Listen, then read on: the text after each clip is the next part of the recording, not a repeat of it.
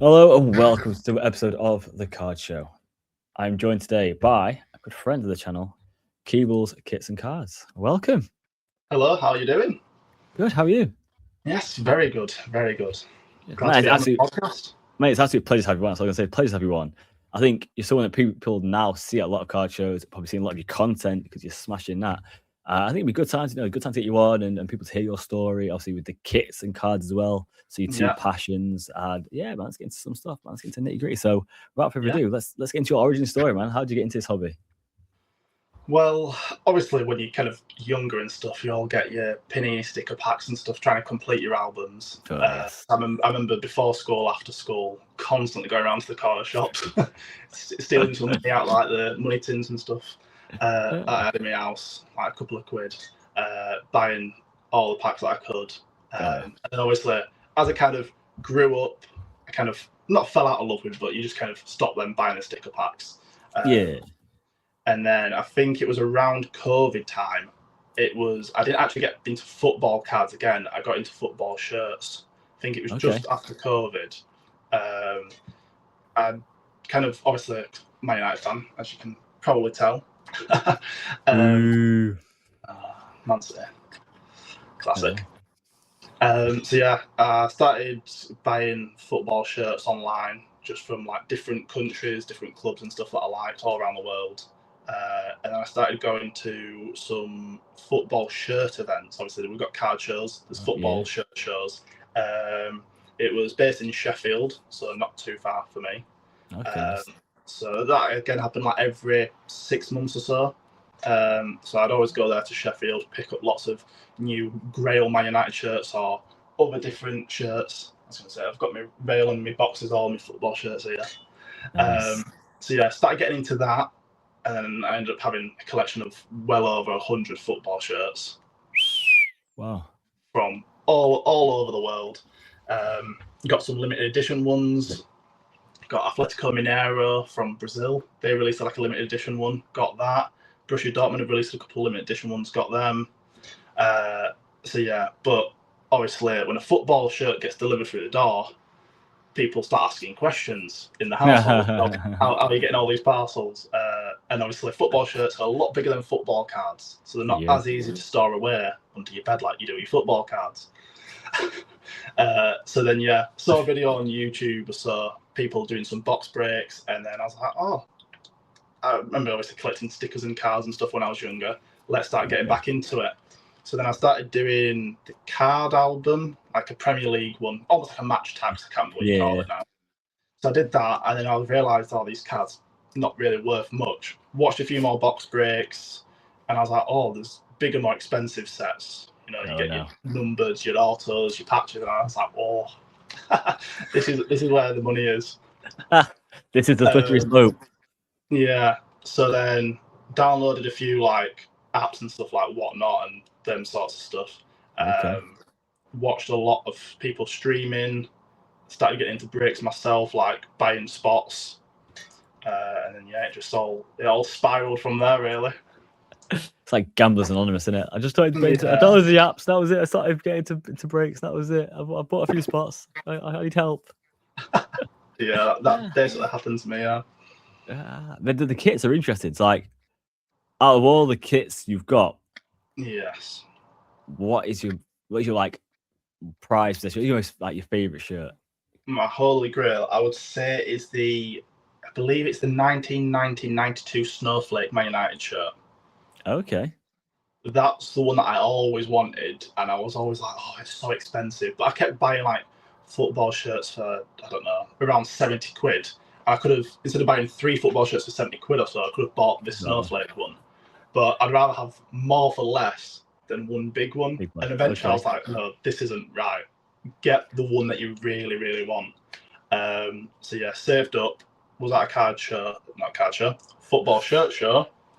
And it was there, and I'd spoke to this vendor before previous ones, and we sorted out a deal for it, and then I had it in my possession, and I've treasured it ever since.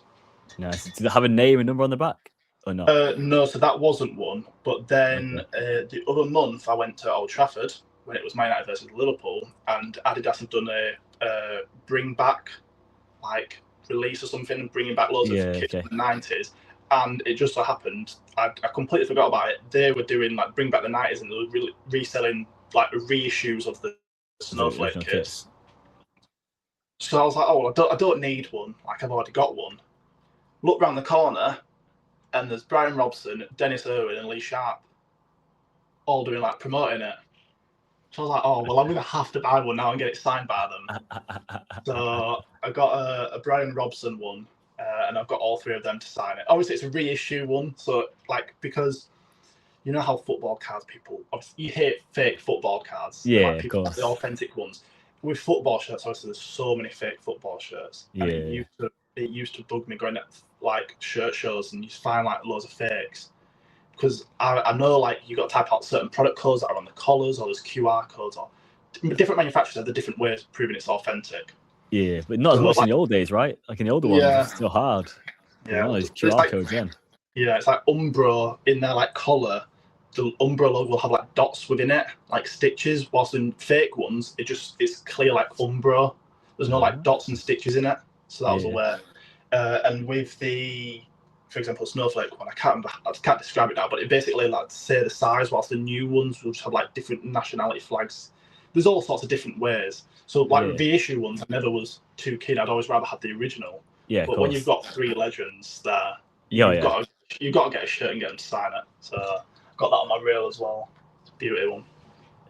Yeah, claim to fame, I suppose. But see, Brian Robson lived around the corner from me. I've moved since then, and I actually knew his son quite well, Ben Robson. He used to play football with Ben. Yeah.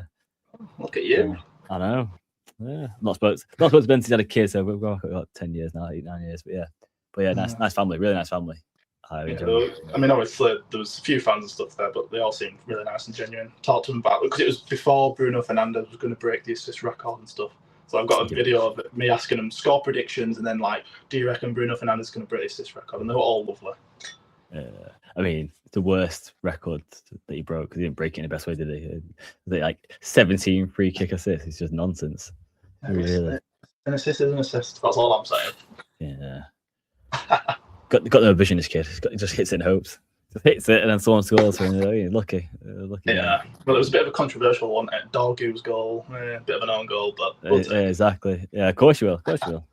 What you do, man. You take all these stuff that don't belong to you. I tell you, it's ridiculous. Yeah, exactly. So you touched on the Atletico Mineiro top. Like, do you go for limited tops, or is it stuff that, like the United one, is it stuff that's used, like a nostalgia thing where you go, I remember it as a kid? What's your main pull for them kits? When I first started getting football shirts, I hated the retro ones. I went, no, don't like them. I only like the modern, like bold designs and stuff, like bright colours. I like them. And then because I was on like Twitter and stuff, and I was like in like a community and stuff, like how there's the football card community, there's a football shirt one. So I was getting involved in that, and then people were like, oh, there's this brand new limited edition. So you had to go on like their website, and everything was in Brazilian. It was such a stress. Portuguese. There we go. Classic. So yeah, bought that, and then it took like a few weeks for it to ship over from Brazil. But yeah, I've got that now. Got some other limited edition ones, but yeah. But then as I kind of kept buying more and more modern ones, I went, actually, I want some more retro Man United ones. So then that's when I started getting into the retro kits. And then, I've got like a retro Dortmund. Actually, I'm going to see if I can get one out. Dig some out. Dig out some gold. Got this one. This one's a beauty. Wow. Retro Dortmund one. So, long sleeve. Who's the first player that comes to mind when you see that jersey? You say that right, but I'm a bit too young, really. That's true, yeah. See, I don't know if he played in this kit. I'm going to say like Jan Koller. I don't know why Jan Koller just brings. I was about to say there's only like one like kind of not retro person, an older football player, and it's Jan Koller, because I had a peacock auto of his on a football card, and I looked into him, and I remember he played for Dortmund, so I was going to say Jan Koller then. Yeah, honestly, it's like who I remember. I don't know if he played in that kit, but I don't know. Like I said, also Dortmund. It just rings a bell. You can't really tell, but like it's got like a BVB part. Yeah, you can see it. You can see it on the screen. I've got some retro ones, but then I've got more modern, bright ones. I've got like this authentic one for Toronto. That's nice. Kind of gives like Barca vibes in some ways as well, and colours. Yeah, but again, I got a bit snobby and stuff. Started having to get like the authentic versions, not like not the normal versions. Not ones that was pagans by the cheap ones. Yeah, It's the cheap one nowadays. £80 a top, so it's £6 a top. It's Jesus fleecing me.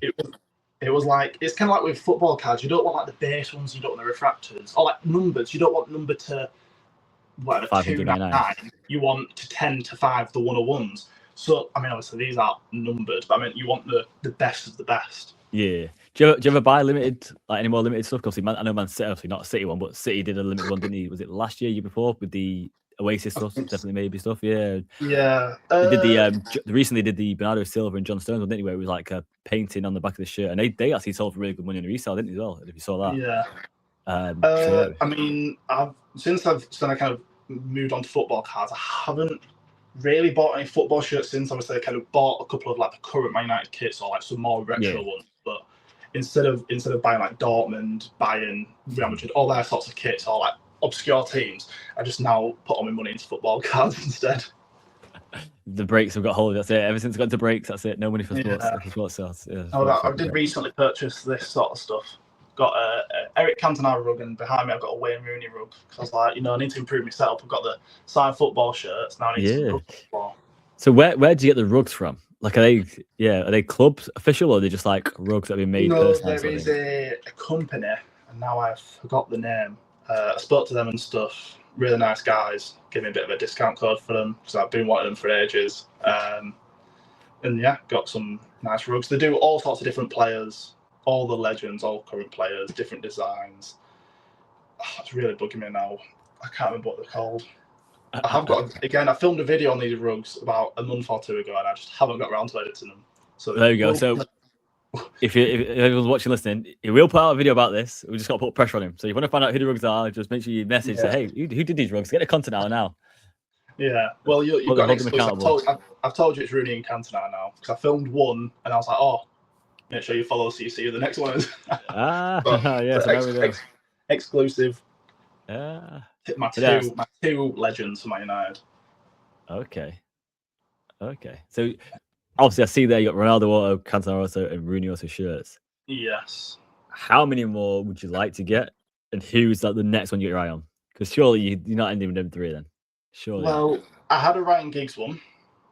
I did have a Ryan Giggs one. That was in like them two are in like a black frame. You can see around the Rooney it's got a gold. Yeah. The Ryan Giggs one was actually in like a red frame, so like the colour match. Oh, it was so nice. But I mean, there's a bit of space there, but I kind of don't want to have it too close to the floor. So eventually I kind of just got rid of that one. I'm happy with these three. I don't want any more. These, well, if I have like, for example, I do like Giggs, I like Scholes, I like Roy Keane. But my main, obviously, Ronaldo is my goat. Obviously, I know people, a bit controversial, Messi, Ronaldo. For me, it's Ronaldo, obviously play for Man United. Then besides him, Cantona and Rooney are my two favourite Man United players of all time. All my football cards now are just Rooney and Cantona. I had like Ryan Giggs, Scholes and stuff, but I'm trying to I've got rid of those and stuff. Yeah. It's just these two legends. Ronaldo, I can't afford his cards, basically. Too expensive. It's interesting, isn't it? Because like as collectors of sports cards, some people will collect other stuff like the shirts of them players as well. Like I'm similar. Like I've got a signed Mahomes jersey, a signed Mahomes mini helmet. Obviously, the Mahomes card, so it's kind of what I go for as well. Yeah, it's. Would you get like signed boots for these players as well and have that as part of the frame settings, or is it just like the shirts and the kit and the cards for you? Do you ever remember that like football boot machine that like the big YouTubers like 10 years ago used to have? It used to have a boot and like rotate, like it used to float. Yeah. I always wanted one of those with like a signed Rooney, Cantona, Ronaldo boot just kind of floating around when I was younger. So now we've discussed it, after we finish this podcast, I'm probably going to look into that. I'm going to apologise to your bank balance there then for putting that on your agenda. Yeah, not a good idea. But I mean, yeah. What do you think that would cost for a Cantona signed boot? It's not something I've seen a lot of, so surely it's not to be signed a lot. They would. I know the kind of sellers that I bought these from. I think they had maybe like a couple of Rooney ones. I don't remember seeing Cantona. They might have had a Ronaldo, but again, I probably just scroll past it. It's too expensive. But yeah, I don't know. You're looking at a good. Probably looking at least 300 quid or so, maybe. I think maybe more. Yeah, I think someone like Cantona doesn't sign much. Yeah. I think Rooney's ones were a bit cheap because obviously now he's signing a lot more stuff. Yeah, he signs. Yeah. I think it could be like it was not like 150 to 200 maybe. Something like that. Do you know what, to be fair though, for Rooney, that's not bad, is it? You think about what he's done in his career, and you get a signed boot of his for 150 to 200 quid. It's one of the best England players, especially in my generation. Yeah. I'd say if I had to choose one between Cantona and Rooney, I think I would go Rooney. Obviously, Cantona was maybe just a little bit before me. I grew up watching Rooney. He's like my all-time hero. Yeah. My goal's Ronaldo, but I meant like my all-time favorite Rooney. Yeah, so it's funny because my goat Ronaldo, but the real Ronaldo, none of this Cristiano stuff. The R9. Yeah, that's obviously what I grew up with. So I had the little haircut like this, the patch haircut. Yeah, I was going to say, have you had his haircut? Yeah, I had a haircut as a kid, and that's when my mum said you can't go to the barbers on your own anymore. You can't be trusted. I had the mercurial boots that I honestly I used to tell people it was my dad. I'm like, yeah, it's my dad, man. Look at us, we look the same. We play the same, we look the same, just don't have the same belly. You know what I mean, for now. Yeah, I used to model my game on him. Honestly, everything was whatever he did, I could do, just not as good. Classic. Yeah, I got Ronaldo's knee injury. My knees are just knackered. Could have been like him. Yeah, I never got the injuries, which is lucky. If Ronaldo had my career, he would have been amazing. Yeah, no injuries. Exactly. If I had Ronaldo's career, I'd probably be where he is now. But yeah, no, he was just, I don't know, again, it might be a bit before your time, but if I watched his stuff, like at the time, it was just, I think it's so people now always want to go to stats, don't like, oh, well, Ronaldo's got most career goals, or Pele could have, but we don't really know what's going with stats, or this, that, the other. Like Fernandez now breaking his assist record. And for me, it's like that's not what makes a goat for me. It's who makes me fall in love with the sport. Like watching Ronaldo as a kid, I just fell in love with the sport. I fell in love with football. I was like, that is everything I want to do in my life. I want to play like he plays. He just made me fall in love with it. He's a passionate. It was amazing. I think one of the main kind of, I mean, as I was growing up, he was still playing, but obviously you've seen a million YouTube clips. Ronaldinho. Oh God, yeah. Again, lucky to see him. Skills. The amount of times I used to be in my garden practicing his skills and then trying to implement it into like Sunday League. Oh. And just getting crunched. Getting absolutely slapped off the park. Like, no, but let me just do the skill. Let me just do the skill, guys. He's come out of retirement, hasn't he? For like some Series C time. Time for Series C team, haven't they? I can't remember what it's called. Ravenna? That could be right, yeah. Some random team at the age of like 40 odd. I was like, what? Well, he played he had a charity game in Sunderland the other month. It was Ronaldinho and friends versus like Jermaine Defoe and friends or something. And there was a few like Brazilian legends there. And I was like, the tickets as well, there was lots of tickets still free, I believe, when the game was happening. I was kind of tempted, but I was like trekking to Sunderland, and I think I was busy like the next day, and I was like, yeah. But I'd love to kind of see it. Obviously, you want to see him in his peak, not kind of now. Someone like him though, like like they love the game that much. The skill they've got, it's just just go to watch it. It's like watching the Harlem Globetrotters, isn't it? If you watch like like I said, Carlos, Cafu, and Ronaldinho, these people you watch, even Zidane, I think he probably still put on the show. And they're all like not even the fastest players. They make the game look quicker by their skills and their ability. Oh yeah, they just slow it down. Again, I was lucky to have been during loads of areas of Man City, and it was like when we were poor, we had a guy called George Kinkladze, and he was similar. Like he would play at a different tempo, different pace, and he's like, wow, he's amazing. And then David Silva was the next one for me. When I saw David Silva play, I was like, not the fastest, not the strongest, but he just slowed. It made everyone play at his pace, and all of a sudden, this whole intensity of the Premier League, you can't cope with it. I was like, no, you're playing his world now. Just understand, you're playing his world. He wants to slow down, turn, pass with 1 foot. He'll do that. He's what you can do. Remember Moussa Dembele for Tottenham and Fulham. Similar. Like, yes, he was stronger and this other, but he played his pace. Like, he didn't want to get the ball, you wouldn't get the ball. If he wanted the ball, he'd get the ball. He was unbelievable. Tevez was similar. Yeah, Tevez was similar as well. Tevez was one of the best players I've seen playing a City shirt. He was unbelievable watching him live. The tenacity, the skill of the ball. He could put I like somebody else at Man United, but as soon as he went to Liverpool, Man City. Liverpool. I don't know where Liverpool came from. As soon as he went to Man City, I think obviously every Man United fan kind of fell out of him. Oh yeah, not surprised. Obviously, being from Manchester, we had massive promotional sign, didn't we? Like, welcome to Manchester, and his hands up and stuff. And then, it was not nice days. The good old days. Trying to Manchester, so it was a good times.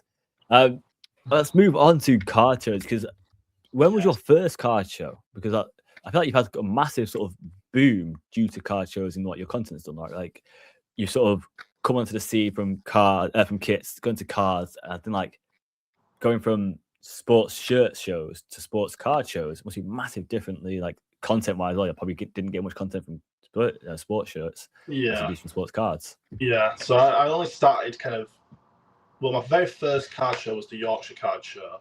It might have been the second or third one they ran. I'm probably going to say now this is about 2.5, 3 years ago, even if not longer. I always think I've been in this hobby for about a year, and I go, actually, no, I've been in it for about 3.5 years, 4 years or whatever. I always just forget how long I've been in this sort of hobby. But yeah, it was the very first, well, my very first one was Yorkshire Card Show. Adam and the team ran it superbly. I remember I think it was like the first 10 people there got like a free goodie bag or something. I remember telling my dad, look, we've got to get down to Rotherham. We need to be there. Like, I think the show started at like 10 or something. 10 o'clock, yeah. And I think we were there for like camping out night before. 8:30 or something stupid. And I remember, I think I was the first one, and there was a couple of people behind me, and there was like Hobby Box Luke was there. And at that time, I didn't know who he was. Because I was still like new. Obviously, I'd seen streams and stuff on like whatnot. Yeah. But when you're behind a camera, you only recognise the voice. I recognise his voice, and I was like, oh, I think I know who that is. But yeah, great show. Walked around. I think SK Cards, he was vending there. I bought one of my most expensive cards at that time. I bought off him. So it was great to just chat to him in person. Yeah, but it was a great show. But obviously, at that time, I was collecting all my United cards, and there was a few vendors that had it, but wasn't too many. So me and my dad eventually, once the show had kind of finished, or like an hour before, we decided we'll head back. I remember getting outside, going on my phone, looking through Instagram stories, and then there was a guy called RK Cards, my friend now Ryan. He posted a story saying he was set up, had a full display of my United cards. I went, I've been walking around the show for hours. How have I not seen it? So I convinced my dad. I was like, we need to go back in. Look, there's all these Man United cards that I want. Went in, spoke to Ryan. I can't remember what card I picked up now. It might have been like a Hannibal Auto at the time. It was a cheap one, but I was still new to it. So like, I think it was maybe like 15, 20 quid for a Hannibal Auto. And he was kind of breaking into the first team of it. So I was like, oh, I'll buy it. And then, yeah, I'd probably say Ryan was my first kind of friend in the hobby as such. Spoke to him. Then the next card show might have been a couple of weeks later. Bumped into him again. And then every card show now, me and Ryan kind of just bump into each other, have a good catch up. But yeah, Yorkshire Card Show was my first one. What did your dad think of this? So you're sitting there and you're like, oh, I'm spending money on these cards. Did he just think you've lost the plot, son? So he's come with me before to the shirt shows in Sheffield, and he thought it was just me basically just collecting football shirts in the entire world. And then when we got there, he realised, oh no, there's a few hundred people here or so, or like a few hundred, if not getting close to 1,000 or whatever. And it's like warehouse in Sheffield. And he went, oh, okay. So when I'm speaking to these vendors, he's like, oh, so it's quite popular then. Then when we went to the card things, he thought, oh, it's just me, the only person in the world collecting it. Then when he went to the Yorkshire Card Show, I remember he was speaking to Adam and like Adam's team and everyone. And they were like, oh, all right, okay. But obviously, because we were like the first people there, he thought, oh, it's just me and him, 8:30. Then obviously, more people came. Then when it got to about midday or so, and it was absolutely packed, my dad went, oh, okay. And I think he might have come with me to another one. Okay. Maybe again another Yorkshire one, or even a Manchester one. And he was like, all right, okay, if you're getting a few thousand people here now or so, right, I understand it. And then now he's understood, obviously, over the last few years that it's getting bigger and bigger and bigger. And yeah, now it's going global. Like, it's in America, you're getting more stuff popping up over Europe now. In Asia, it's massive. So he realised it's not just me collecting cards.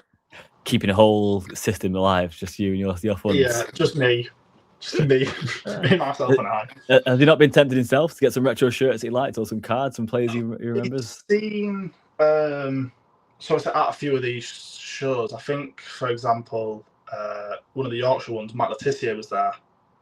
And when my dad grew up, obviously Matt Le Tissier was a big player at that point. So he met Matt Le Tissier, got a signed card from him, and he's actually kept that. I think that's his only card he's got. But it was like, oh, Matt Le Tissier was the right player back in my day. Oh, right. So he got a photo or whatever and a signed card from him. But yeah, when I say to him, oh, there's this player here going to this card show. There's Gianfranco Zola at London, or there's Glenn Hoddle at Yorkshire Card Show NEC takeover. All these now players, Michael Owen, Joe Cole, is like, oh, right, okay, so now you're getting some legends involved. Oh, right, makes sense now. Might see a Keebleskitsandcards senior soon, then, eh? Instagram for your dad. Yeah, exactly. He's got, I think he's got an old England kit, maybe. But yeah, he's never been into the collectibles as such. I'm looking at my desk now and I've got all sorts of collectibles. It's not even just cards. Like when I was doing all my football shirt stuff, like I've got a France 98 glass. Hey. And then I've got a UEFA 2000 glass. Like I just started collecting glasses. I just started getting all sorts of memorabilia. I've got lots of France 98 memorabilia. Was France 98 your first World Cup? No, I wasn't even born then. Oh, Jesus. I wasn't even born then. See, what are you got? 2000 and what? 2002. 2002. Wow. So my first one that I kind of properly remember, I'd say, I think obviously saw bits of like Germany 2006 and everything, but don't really remember it. The one that I remember the most is South Africa 2010. Vuvuzelas, eh? Yeah. Have you got one? You've got a Vuvuzela? No. Oh, you're missing out. That's real memorabilia. Collectible, yeah. Yeah, you need to. That's an iconic one, man. I just remember that first game, everyone was kicking off. Oh, you can't be having these. It's ridiculous. Yeah. Well, the banned out from this World Cup. I'm pretty sure. Well, I think I banned every World Cup, didn't he? Stadiums around the world. It was fun, man. It was fun. Yeah, it's iconic. Yeah, for sure, man. For sure. I mean, so we touched on the World Cup there. You do a lot of content now around the Panini 2026 World Cup sticker packs with the World Cup. Have you been watching all the games? Have you found the World Cup? And how you finding these stickers? Because the last World Cup, right, from Panini? Yes, last World Cup. Yeah, which is horrible. Yeah, horrible. Yeah, I think they've had the license since 1970. I want to say. Yeah, I've got my album here. I've not stuck in all the stickers yet, but I've got the hardback. Yeah, you went hardback. I've got the. I've got the paper. I'm doing mine for my son. Yeah, this is his first World Cup, so and his first football was a World Cup leather casey, and he got an indoor World Cup like softball. So it's like, right, this World Cup's like his first football stuff. So yeah, we're going through this stuff. So anything related to this World Cup and football, we're getting. Yeah, well, I've got plenty of duplicates. So if you need some, just let me know. I've literally bought the USA tin. Yeah, which is blue. Yeah.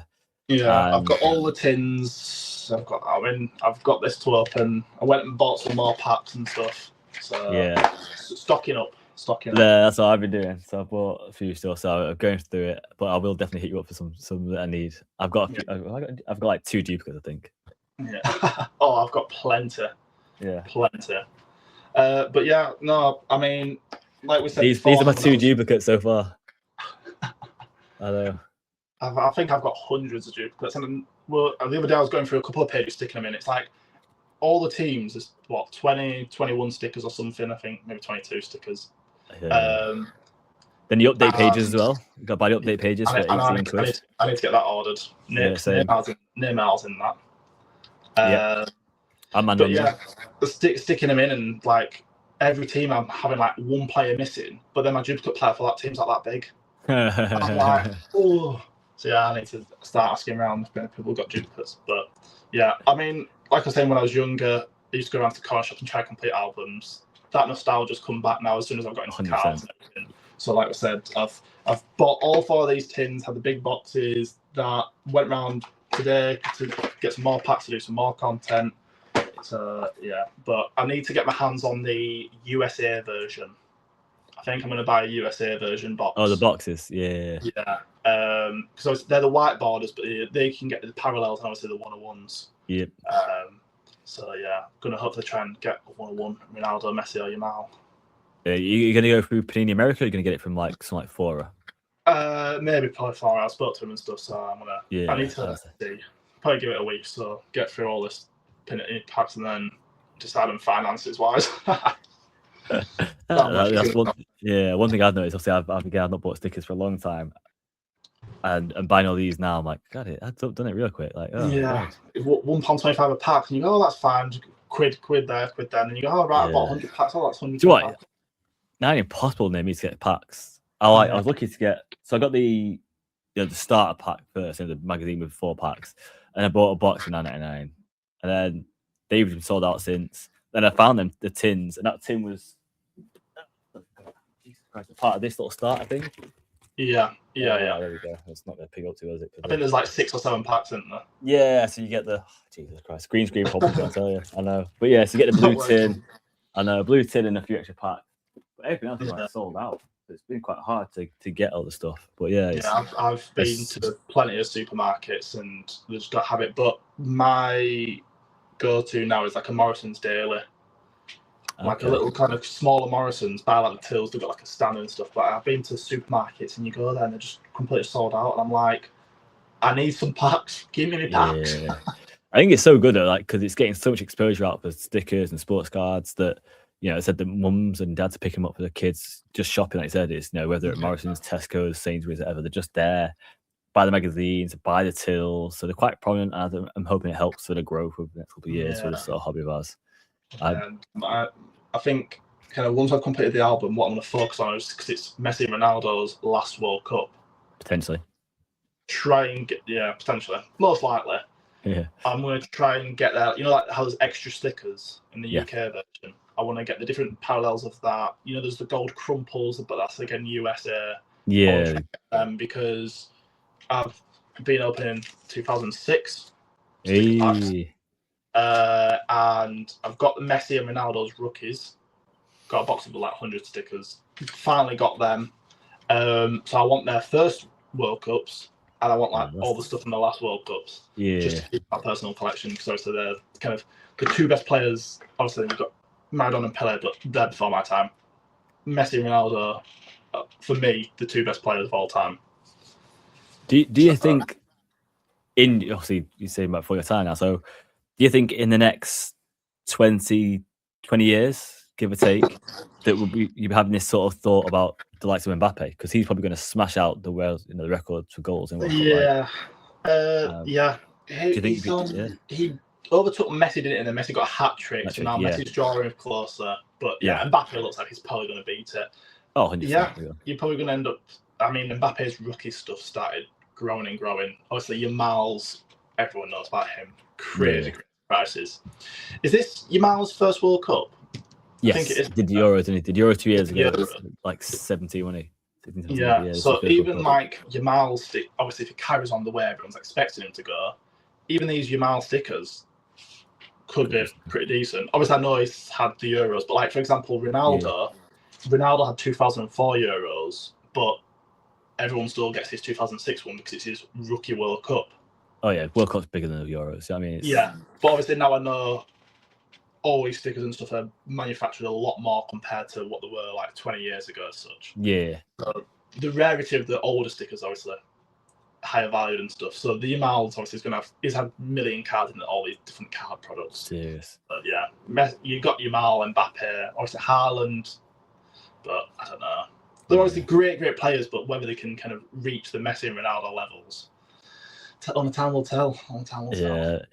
Mbappe's got a lot of work to do, especially being in Madrid. Like now with Mourinho there, though, if he can have a good few seasons and win, numerous trebles, for instance, because it's very doable in the Liga, right, and Champions League with Real Madrid and that team they've got. And instead, he's going to smash out the world record goal scoring record for sure. But this World Cup, and then he's probably going to do another 2, potentially 3 World Cups if he wants to, if he keeps off fit. Yeah, dangerous. It's going to be dangerous. What his record's going to be, Oh yeah, it could be scary.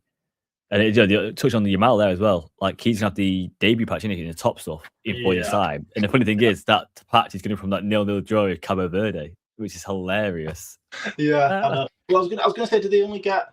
I need to check into it. Is that debut patch only for that very first game, or did they get one on the kit every game of that World Cup?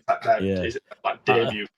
I reckon it was probably for that one game, but now for that one, we can't do that. We've got to get him to the final. We've got to get him somewhere. Yeah. He wants a debut patch from the Cabo Verde 0-0. I wonder if they're going to do any like new patches for the final. You know how there's like the legacy patches for Ronaldo, Messi. There's all these different patches: the Golden Glove, Golden Boot patches for like the top scorers, most clean sheets. I wonder if like at the final they're going to go, we've got this new patch. All these players are going to wear them. Do you know what they should do? You should put like a gold and a silver on, and if you win it, the gold one goes to the top. And if you don't, you get a silver and that goes into the top. Yeah, that'd be pretty cool. And then it'll be the one you don't get would be like a Topsy employee special card. So if you came second, the gold one's in some Topsy employee card, in it, whatever. It's always the way. For example, like if Spain won it and Yamal had like a gold one, that goes into a card. Oh, you're talking serious. First World Cup win, and he's got a gold like patch. Yeah, awesome. Yeah. Oh, Jesus. Oh, yeah. Beautiful. A beautiful card. Beautiful. If you could design a card of any player, like what card would it be? Would it be like more like a prism style, more like a flawless style? Like, what is your like favorite card look like? It's a great question. I mean, from videos and stuff, and we were kind of speaking a bit earlier, I love the Kaboons. Yes. I love the Kaboom designs. I love Color Blast designs. I think both those are such clean product. But then, like you said, like the flawless and like the dynasties, more like on-card products and patches that match worn, they're also really nice. It's almost like if you could merge all them, like have an on-card patch with like a Color Blast Kaboom 101 Superfractor design, make the ultimate mega card. That'd be perfect. And who would it be of? Ronaldo? Yeah. Would it be dual? Would you go Ronaldo Messi just to have that iconic rivalry? Oh no, because then I don't know. I'd probably just go Ronaldo. Ooh, okay. I mean, obviously, Ronaldo, Messi, it'd be worth a lot more money. Maybe I'll do both. Who knows? I feel like you just done a perfect card to sell. Like, I like this card. I'm selling it because it's worth a lot of money. Yeah. Yeah, I think, like I said, the flawless design. Flawless is one of my favorite designs. I think it's like one of them cards. If I could have, it would obviously probably be the one-on-one flawless Mahomes, RPA, if that's possible. That sort of style. It'd be similar, like football-wise as well. I think, like having a Messi like rookie flawless that ever came out, that ever happened. Like that card would just be like the grail of cards. I said the Ronaldo. If they did flawless back in the days, I mean, it would have been like insane. Yeah, I remember. I think it was at a Yorkshire card show. It might not be that very first one, but it might be the second one that I'd gone to. There was this bit of an obscure person I started collecting, and it's all kind of to do with this kit. It was Luke Shaw, obviously scoring that goal in the finals, playing for Man United. I started getting a lot of Luke Shaw cards. I loved him after that, basically. And I remember at the Yorkshire card show, there was a flawless Luke Shaw card with a stud as the patch. Wow. But at that time, I was like, oh, no, it's too expensive. And I think it must have been like 80 quid or something. And like, obviously, then his kind of career started dropping down. And this season, he's done very well. Yeah. But at that time, I was like, oh, I can't spend 80 quid on a card. Like, it's too expensive. Now I'm like, I should have got that card. That's such a cool card. It's got a stud patch. You don't see those very often. So, yeah, very nice. But I've got a Wayne Rooney one. Not flawless, but I've got a Wayne Rooney Eminence stud patch. Very, very nice card. Yeah. Is that your favorite card in your collection? It's the most unique. Okay. So I've got a few Eminence ones, like the diamonds and the on-card autos. I'd definitely say that I've a stud one, or I had a Wayne Rooney lost rookie to 5 auto. Okay, sent that for grade into PSA, and it's in like the assembly stage. So it's had its grade, it's in the assembly. Quality check, couldn't come back to me. Fingers crossed that's a PSA 10, because I mean it's a colour match already. Then you've got the PSA, the red and stuff. Oh, that could become my favourite one. That and the studs, I think, are up there definitely.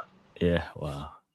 I mean, it'd be a lot easier soon, right? When the Frankfurt opens PSA, and none of this. Yeah. And they're setting up in London, aren't they, as well? Obviously, the Frankfurt drop-off centre. But they've just announced the London one. Yeah, the drop-off there. It's going to be interesting how that affects like middlemen. Because all of a sudden, if you just go to London, especially at a car show, I'm at London every January, or send it down there. Like, it'd be interesting how it affects middlemen, because they've been a bit of a backbone for this community for a long time now. So because I sent my cards, I think with Sub Centre at the last London one.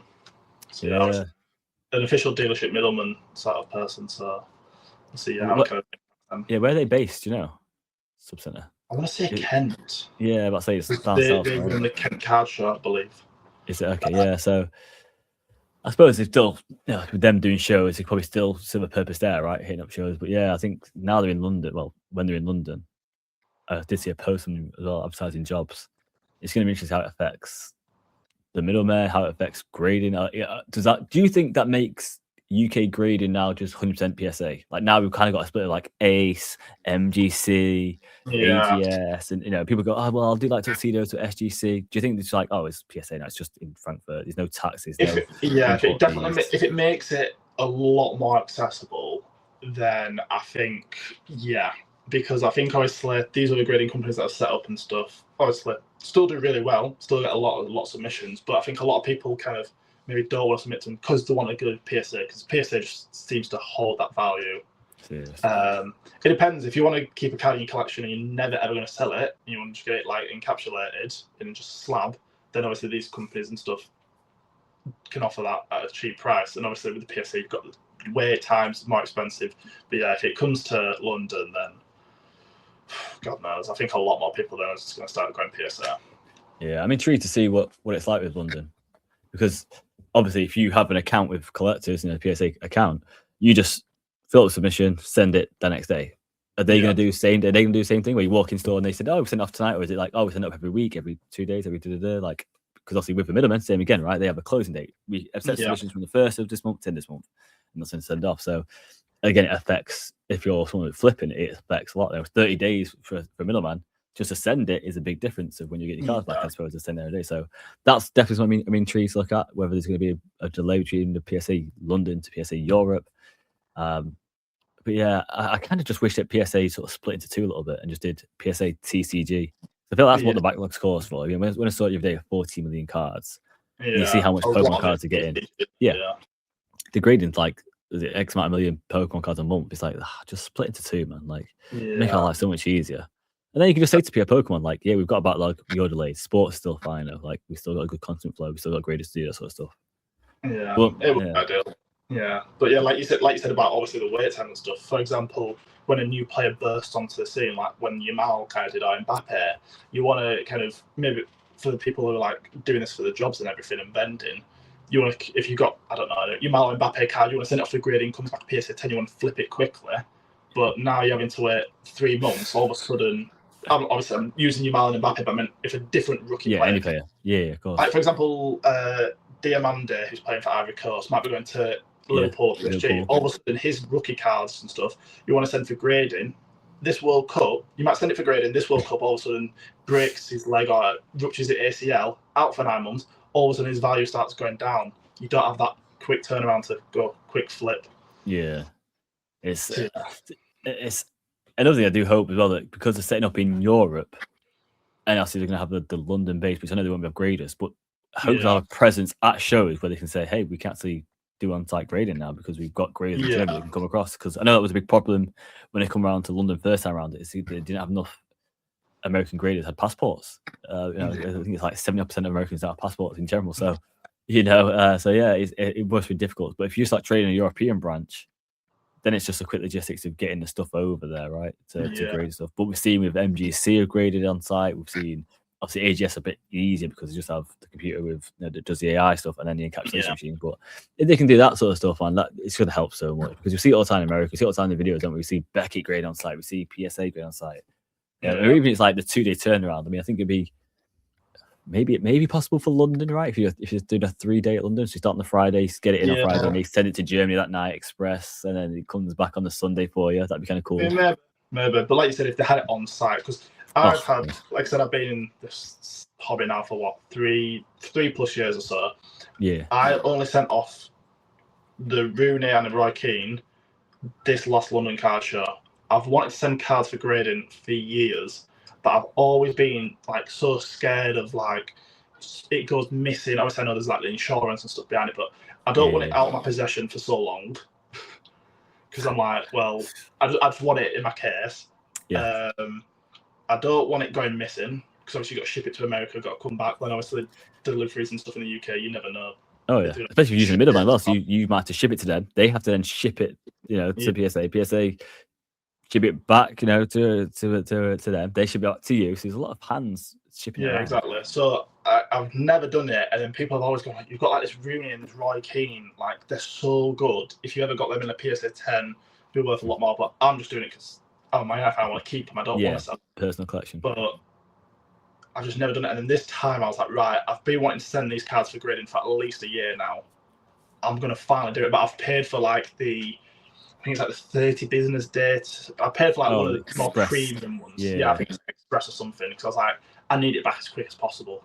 Because mate, I've been the same boat. I've sent a card up and I generally forgot what cards I have. And they call like you get notification like, oh, the cards. I'm like, what cards was it? I can't remember. I had to go through the order. Like if obviously a lot of myself, the business runs on my part is I buy cards eBay America. It gets sent to my PO, sort of my guy over there, PO box, and it gets sent off to grading. Or if it's over a certain threshold, I just do grading straight away, which I don't really like because I like to have someone to look over it for me and give a clean up for me. Yeah. Like trusted sellers to sell me stuff good nicks, one of them. So and then it just feels sort of like done that way. So it's kind of like easier when I don't really see the cards. I just buy it, get it graded, and sell it.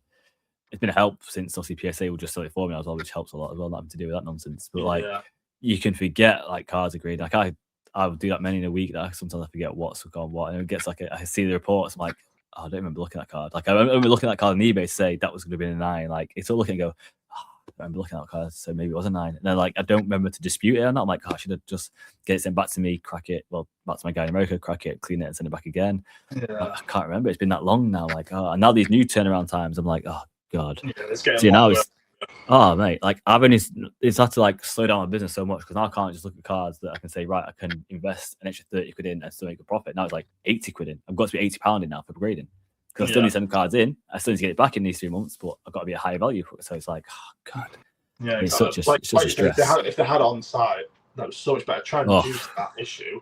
But then how many people at these card shows are going to go, oh yeah, like me, I've been wanting to grade this card for years. Then all of a sudden you just get absolutely swarmed. You need like to have a big production almost at these shows, don't you? If they were to do it. Yeah, I think they don't have to do every show like London, so one every 3 months. Like it's a big show, and you've got a lot of people coming through. But you can just sort of say to the team, right, we've got London 3 months, get everyone here for the 3 days, and let's just smash it out. And maybe cut off same day on the Saturday. So just Friday, Saturday, Sunday is just like catching up, sort of getting ourselves. And maybe this is where you sort of say as well, like new technology comes in. If you look at likes of AGS that have been consistent, this is the price you pay. You get it back in 5-10 days because AI grading. Maybe that's what PSA should look at. I mean, I'm a big advocate for it because for me, as much as grades determine how much profit I make, I still would rather have a card that was genuine 10 over disputable. Like, maybe a grade, because you look at some cards, you go, how's that a 10? You look at other cards, you go, how's that a 7? It should be like a 9 or a 10 at least. Look at it, it's perfect. I've got one. It's a paper card, and it could come back as a 6. And I was like, what on earth happened here? I'm like, I cannot figure out for the life of me. I'm like, this grade had a bad day. So I'm straight tempted to crack it and send to AGS. And AGS spoke to me before, so doing it. We can record it ourselves and let you know and like show how consistent PSA are. I'm like, it needs doing because I prefer consistency. I prefer the fact of like this is generally a 10, not this guy's opinion was it this day was. It's based on a human opinion. And it's not that. And like I said, the amount of people that crack them now, and that messes up the pot report. So you get a PSA 9, you crack it, send it back over, and also you think, oh, well, hype up it. And it's something for me who's obviously constantly on gem rate and looking at cards thinking, oh, well, I know that I can buy, let's say at the moment is Victor Wembanyama, right? His prices have come down from the finals. I look at his Prism Silver, and this gem rate might be 6%. Like, okay, if I buy 10 of these cards, 6 of them are going to come back at 10. Guess what that means? That means that I'm selling 6 of these for over $2,000. Oh, right, I make money back. And all of a sudden, the pot's wrong because a lot of people crack these and sold them. It's like, went to SGC because an SGC 9.5 or it might sell better than the PSA 9 sort of things. It's just, it's painful. It's painful, this sort of stuff. It's a horrible game sometimes. It's a horrible game.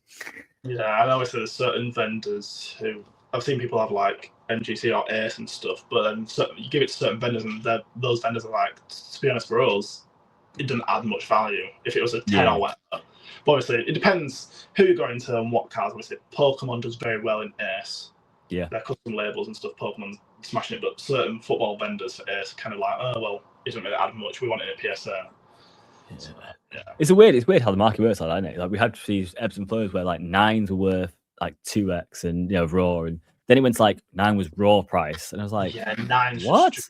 Like what is going on here? Like I said, you cut that 9, it come back at 10. Like you spend $30 at a time, $20 at a time. It's like it's so weird. And like I said, like for me, if I've got MGC cards, I thought I did have an ace card, but I don't know what happens to that. CGC, I've got HGA, I've got tag, I've got arena club cards. Like I've got every card coming under the sun I can think of. Yeah. And for me, at least it's someone saying that this card is in good nick, right? Even if say it's a 9, 9, 5, a 10, whatever. And you might go, oh yeah, but it's an MGC 10 or it's an AGS 10. Doesn't mean anything. I'm like, well, it does to me. Like, who owns the card? Yeah. It means that this company, yeah, exactly. It means I know that I'm going to crack it. If it does in the PSA, it's not going to come back as 6 or a 5. It's going to come back at a good nick. It might come back as don't forget, 9 still like gem, like still a gem at 9. Still it's just a gem mint sort of thing. Like that's a very good condition for a car. So it is weird how the market sees things, that sort of stuff. A number matters so much. A number and a label that says PSA. Yeah. You know what I mean? It's still weird. Because when I first got into it, I just kind of you saw slabs and you saw the high grade, and you're like, oh yeah, I'll buy that. So I bought, like you said, I had a few MDC ones and stuff. But then as you kind of get onto it, then people are like, oh no, we want PSA or whatever. Yeah. It's like, well, it says it's a 10. Like if you say that's PSA, like you said, it's either coming back a 10, or you'd hope at least a 9. Yeah. Yeah. It's great. Are you someone that's strictly PSA, like for grading collection wise? You'd say, oh, my collection's got to be PSA, or you just like me, like just I buy the card. I buy the card, not the grade. So if it's SGC an 8.5, it's a card I need. I need it. I want it. It depends. I've never been 100% in that situation. Like for example, if there was a Rooney card that I absolutely loved, and all of a sudden I saw it in an Ace or an MGC, and I was like, I need that card. Then yes, I would probably buy it. I think when I first started collecting, I loved Marcus Rashford and stuff. So I got a Marcus Rashford, I think it's like a score, which was his paper set. And like at the time I saw it was Marcus Rashford, it was number to 5 in an MGC 10. I was like, one of my favourite current players, only 5 of these in the world, and it's a 10. I'm buying it.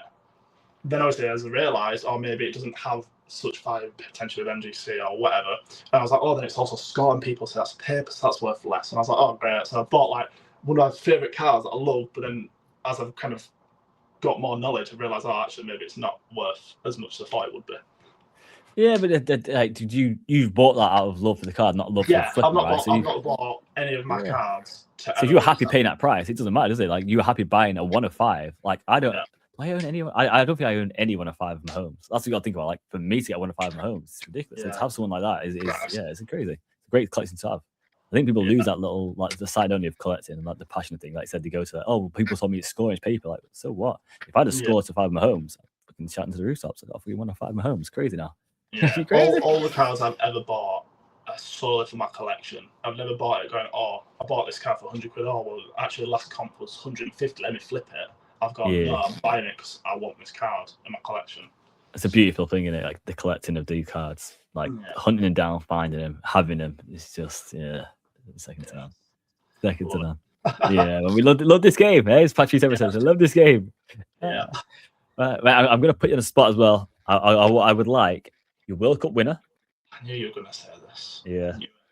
And we didn't talk about this because we talked about some things to talk about, but I always like to throw a little curveball you can't practice on. Yeah. So I want your World Cup winner. I want your Golden Gloves from the tournament, and I want your top scorer.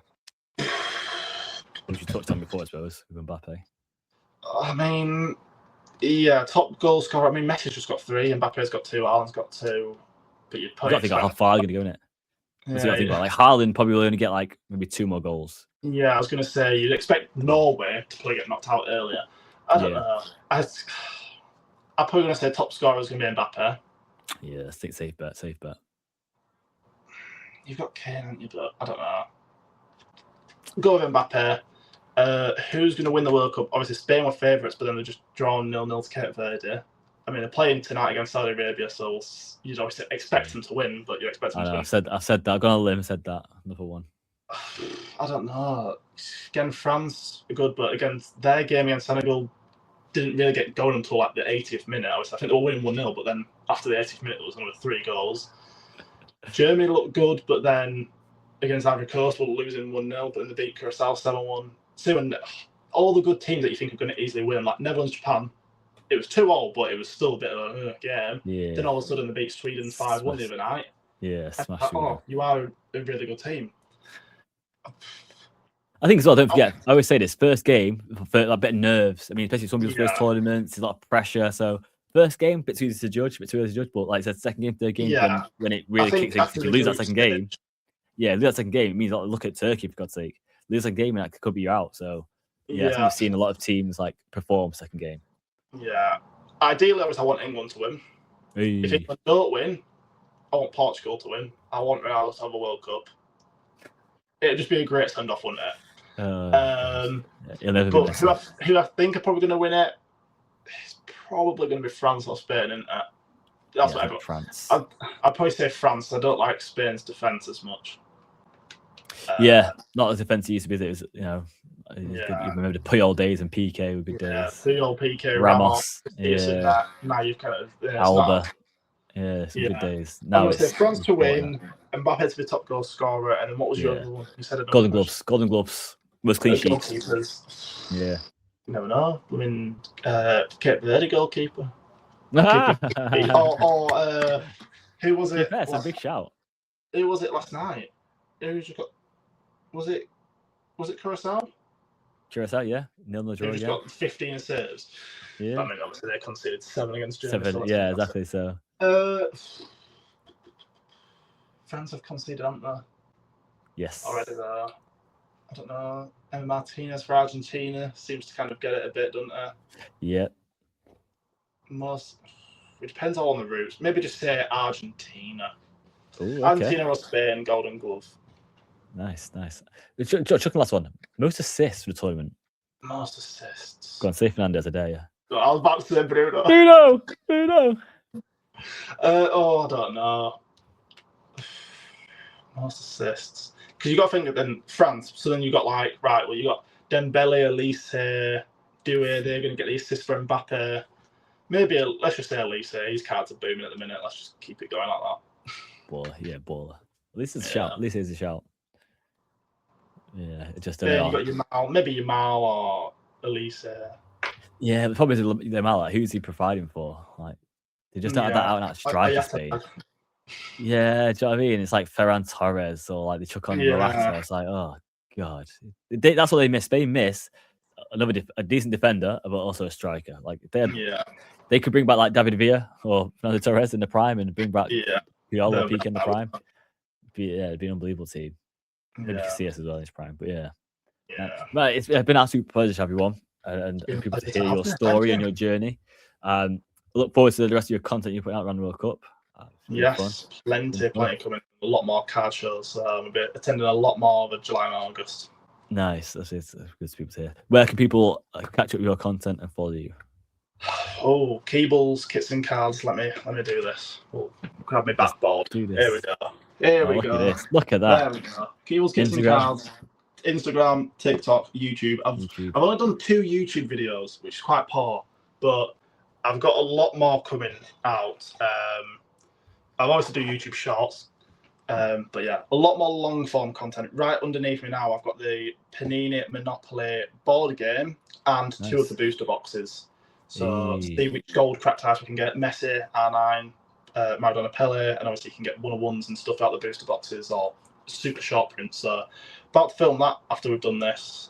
So yeah, all those platforms. There we go. So make sure you're following. You'll not regret it. Some great content. Keep up the great work, and I guess we'll catch you soon. Yes, thank you very much. Well, your Sports Cards UK is next up, aren't you? Oh yeah. Next up. Yeah. Oh, geez, just booted over, man. I heard what fall. Yeah, I just absolutely volleyed all my stuff over there. So that's funny. That'd be fun for later to pick up. That's fun. Yeah. But no, absolute pleasure, everyone, mate. I enjoyed it. It was a good. Yes, I think it was good to hear your story and yeah, man, and like share that passion you have for sports shirts and sports cards. It was kind of cool. But, appreciate you coming on. Thank you very much for having me. It's been great to catch up. Yeah, man. Thanks everyone for listening. You guys are the real MVPs, and I guess we'll catch you soon. Take care. Make sure you follow this podcast as well. Hey, I know I should do so much. I used to do so much advertising around this podcast, and I'm just like, for the last 155 episodes, by the way. It's crazy. I know. 30,000 over 30,000 views now, which is mental. That's just on YouTube. 30,000 views on YouTube. Got a notification every day, and then I can't remember what it was. I got a Spotify thing on this Christmas. It was quite mental. I was like, Jesus. But yeah, thanks everyone. Catch you guys soon. Peace. See ya. Bye.